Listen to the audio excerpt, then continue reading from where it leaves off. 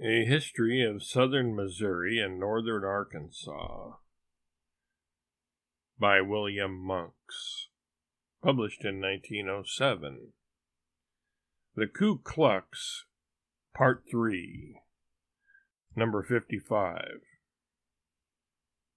On the third day after our arrival at Cotton Plant, Captain J.B. Nicholas and Captain Sharp's companies were ordered to be detached from the regiment and placed under the command of the author and ordered to march at once and report at Marion, the county seat of Crittenden County, for further orders. On our arrival at Marion, we were ordered to proceed directly to Osceola, the county seat of Mississippi County, Arkansas, and to erect a military post and issue an order ordering all the persons that were armed to come in and take the oath. On our arrival at that place to report the same to the governor of the state, I issued the following general order. To the people of the state of Arkansas, especially the citizens of Mississippi County, greeting. Whereas a part of the people, disregarding their duties as good law-abiding citizens, have by and through a secret organization known as KUKLUX, revolted against the civil government of the state of Arkansas, and are now armed and attempting by murder and intimidations to overthrow the civil government of the state. Now, therefore, by the authority in me vested, and as commander of said post, do order all persons who may be in armed hostility to the present government, and those who may be by act or deed aiding or encouraging those who are in arms against the legal constituted laws of the state, to return to their allegiance and aid in enforcing the civil law. And any person who may be found from and after this date armed, or aiding or abetting those who are in arms against the civil law of the state, will be promptly arrested and punished to the extent of the law. William Monks, commanding the post. When I arrived there was not a single civil officer in this county. They had either resigned or had kept themselves indoors.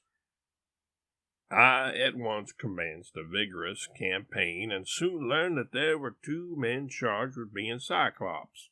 One of them resided about 30 miles down the river on an island. He was charged with killing 8 or 10 colored people. I made a detail of about 50 men and placed them in charge of Captain Sharp and ordered him to go down and arrest both and bring them up to headquarters. The second day after the scouts started, they returned by steamboat with both men, as well as several other prisoners.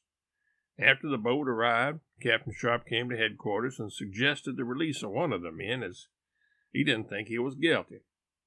I ordered the prisoners brought to headquarters at once. There was a man by the name of Eddington who resided in Osceola, one of the wealthiest men in the county. He was well acquainted with one of the men, as he had been sheriff of the county in which he resided and a colonel in the Confederate Army. He asked me to parole him to the limits of the city, and he would go on his bond for $1,000 until said charges could be investigated. In a few days after he was paroled, Mr. Eddington came into the office and informed me that after his arrest and while on the boat coming up the river, Captain Sharp came to him in the presence of the captain of the steamboat and remarked, "Well, Colonel, you have got a hard man hold of you now.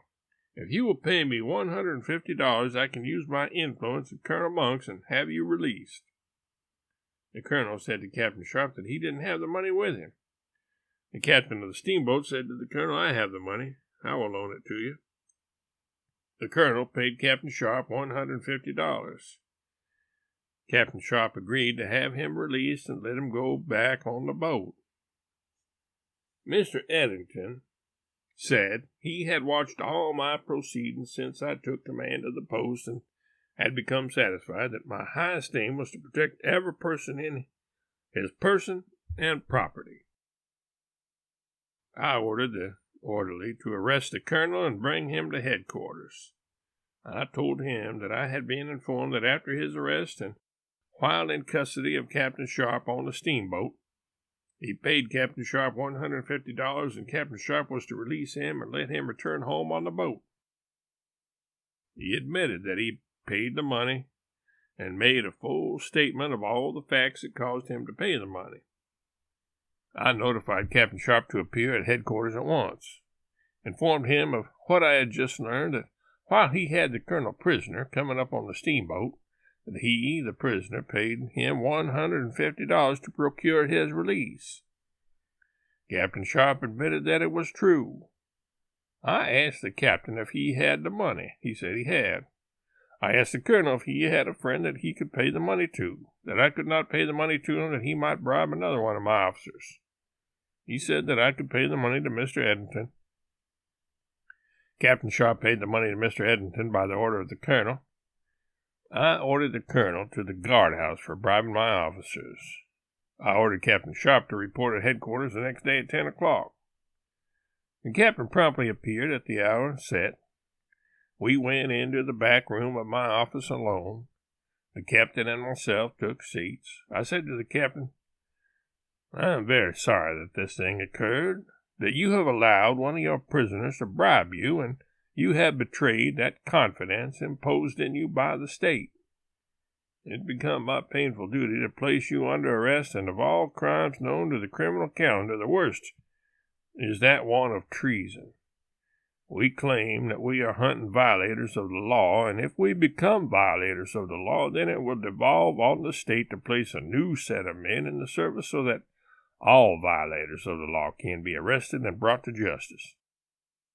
Now, I have been informed that while you composed a part of the command stationed at Cotton Plant under General Upham, you was arrested for disorderly conduct and you caused your company to mutinize. Now, I want to say to you that I am going to put you under arrest and disarm you, and I will parole you to the limits of the city, and your first lieutenant will be placed in command of the company. And if you cause your men to mutinize, I will arrest the whole company and send them to Little Rock." I ordered the whole company to appear at headquarters and informed them of what I had done. I then sent the orderly and brought out the colonel and paroled him to the limits of the city under $1,000 bond.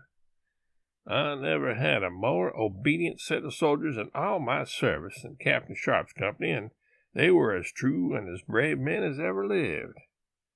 Captain Sharp said he was sorry for what he had done, and I had done my duty, and in about 1 week I returned his arms and placed him in command of his company.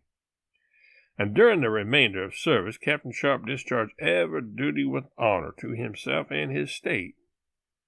While I was in command of the post, I made a vigorous campaign, arrested or drove out all the armed KUKLUX, and had the civil law fully put in force, and the ministers of the gospel reorganized their churches, and business of all kinds was resumed.